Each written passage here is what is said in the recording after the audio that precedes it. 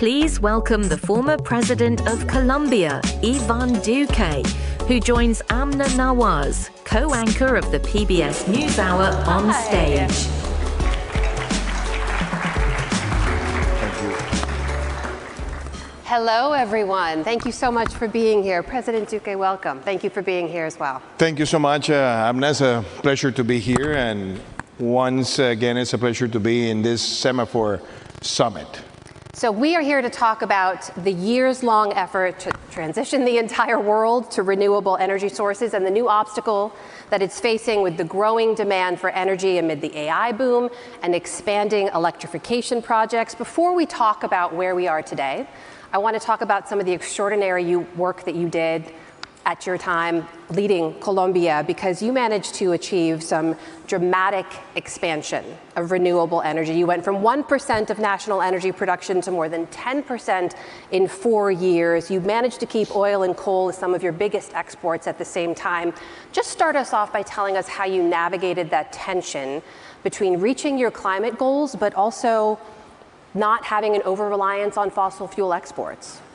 Well, I think that the most important thing when it comes to energy policy is that ideological debates on energy tend to be sometimes quite awkward, because what you need to focus is on energy sustainability, energy security, and also understanding that resources have to be managed in a way that you're able to create welfare based on the uses of those resources, but at the same time protecting those resources.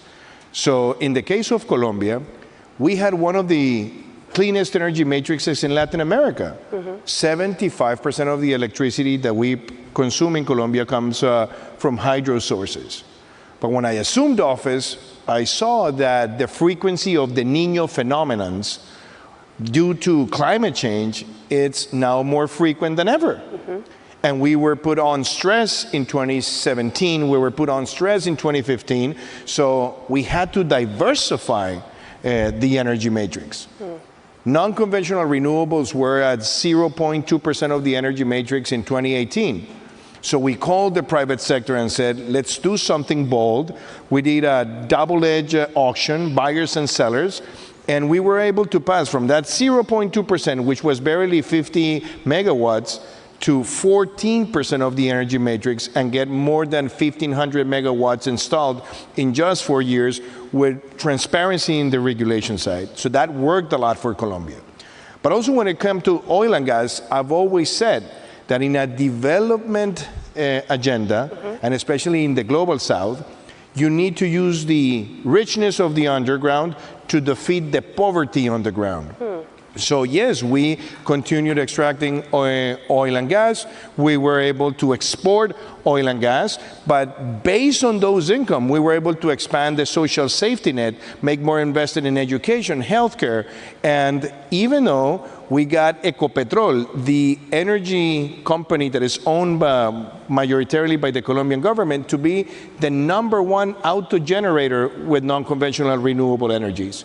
So this is not about ideology, it's about energy security, it's about development, and I think that's why we were able to be one of the few countries that at the same time we did this agenda, we were able to pass from 13% declared protected areas to 31% in 2022, 8 years before 2030. So I think that's a great example to showcase. So just take the ideology out of it, and that seems to be the answer. That seems simple enough. I think we should be able to implement that in more places. So sometimes I just don't get it, because some people say, okay, energy is an issue of left and right. Yeah.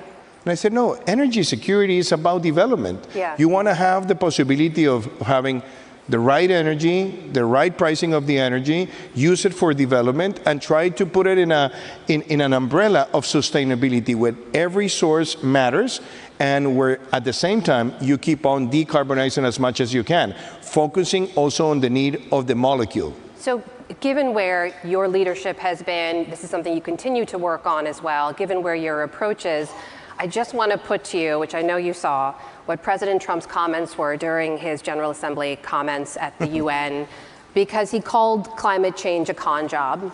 He said renewable sources of energy are a joke, they're pathetic, they don't work, they're too expensive. Given all of that, what was your reaction when you heard that, and what that means for renewable energy development here in the US and other places? So I don't want to get into the controversy with President Trump. I was in office when he was in office. I'm just going to explain, based on my own evidence, why we have proven that the risks of climate change are not only real, but that we need to act, and that we need to act comprehensively. I come from a country that only represents 0.6% of the world greenhouse gases emissions. But we are in the top 20 of the most affected countries due to the effects of climate change. So even though our participation in the problem is relatively small, what we did in Colombia between 2018 and 2022 was, number one, to approve unanimously in Congress. Again, in a polarized political landscape, approve unanimously the Climate Action Bill. Expand the protected areas. Expand the non-conventional energy sources.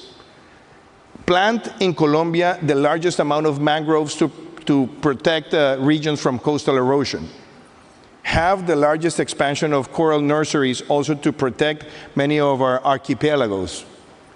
And at the same time, we were able to reach record high in oil and gas exports. Strengthen our own national oil and gas company like no other time before. So when you look at that and you realize that energy matters in all the sources, and you realize that conservation is something that it's a demand and a moral duty today, climate change is undeniable. You cannot deny that climate change exists and the effects it produces. So fair to say, but I will say, to finish that question, we have to realize that countries have to think of this in a balance. Canada produces oil and gas, but it's also a non-conventional renewable energy superpower. It has mining, but it's also one of the superpowers in reforestry. So I don't want to get into what I consider an absurd ideological debate. Evidence shows that we have to act in order to avoid the effects of climate change. But most importantly, we need to tell society that in order to work efficiently, we cannot look at this trouble as something from left and right. Climate action must be the moral duty of today, thinking in efficient, market-driven solutions. So that's the way it should work. What you're saying here stands in stark contrast to what we heard from the president. But you mentioned this disproportionate impact among nations in the global south. This is obviously something we've been following for a while. And now, of course, with the surging energy demand, surging demand for data centers around the world in the AI boom, we're seeing a shift of who is stepping up in the global south to try to reposition themselves and potentially see an advantage for the global south nations in this moment. We know that the US currently houses the majority of the world's data centers. Interestingly, we've seen countries like India and Brazil and Kenya ramping up their investments to position themselves as regional hubs. I just wonder what you make of that, whether that is a smart move for global south nations. The AI revolution is also unavoidable, it's present, and it's growing at a speed that is now producing effects in the speed of the energy transition. I've seen, for example, some AI companies in the US that now can demand more energy than cities like Bogota, for example. Even more energy than American cities. And that speed requires to progress on all the sources. So can we deny the usage of fuels? No. Can we deny the usage of solar? No. Can we deny the usage of wind? No. Can we deny the usage of gas? And eventually, and this is going to be a more complicated debate, there's now a lot of people talking about the return of nuclear energy, just because of that potential demand. The way I see it for the global south, I think there's opportunities. I'll give you a brief example, Paraguay. Paraguay has a super habit of energy. They are net exporters of energy because of the Itaipú Dam. It has almost the size of Spain, and it has a population that is less than 10 million people, which means there's a lot of land potentially that can be used for data centers. When you look at places like Chile or some places in Colombia or even some places in Argentina, I think we have energy, a lot based on renewable, the potential of combining with non-conventional renewables, and eventually with a little bit of a mix of fuels. So Latin America has to be seen as a place where data centers can operate in a more efficient and environmentally sound ways, different than the pressure that would create in some American states. So that's the kind of debates that we need today. And we need to get funding much better. We need to solve regulation in a much better way. But I think Latin America can become a promised land for sustainable data centers in the AI revolution. That, I think, is an opportunity for the Global South. A promised land, you say. So you believe that the AI boom and the increased energy consumption that will come with that, you think there's opportunity in there for development of more renewable energy sources in Latin America. Other Global South nations as well? Well, let me refer to something, Amna. I published a book 2 years ago called Our Future, a Green Manifesto for Latin America and the Caribbean. And I mentioned that when it comes to climate action, we're all expecting the governments to run the show, right? But it happens that most of the policies are really taking place in cities. So that's why I use the concept of biodiverse cities. How cities have to behave in order not to stress in a dangerous way natural resources and biodiversity. But in that chapter, I also mentioned something which is biodiverse citizens. I think we're forgetting the conversation about our own behavior when it comes to the right practices that we should have in order not to stress resources. The amount of time that we devote to hot showers, the amount of time that we devote for short rides on vehicles, the not being efficient in reduce, reuse, recycle. And also, for example, when we start using streaming, we don't realize the amount of energy that every stream request generates in the whole system. So it's not for us not to do it, but it's to be conscient. Should I do a streaming download of 10 or 15 series chapters before I take a flight and understand what's the pressure this is creating on energy resources? I think for us to be more conscious and to have some kind of an ethical behavior and understand that we can also be drivers of change matters. It's not to do it, but it's to be conscious. And I think if we want to be effective in the climate action battle that we have to embrace, especially because if we don't do things right, for example, in the next decade, we may lose the Amazon as a contention wall. And it's all dependent in the use and abuse of the resources that we have. So I would invite all of us to understand what's the weight of the pressure that we create and how should we effectively behave. Can I ask you about one concern we've heard when it comes to Global South nations stepping up to fill this energy void that we know is here and only going to grow?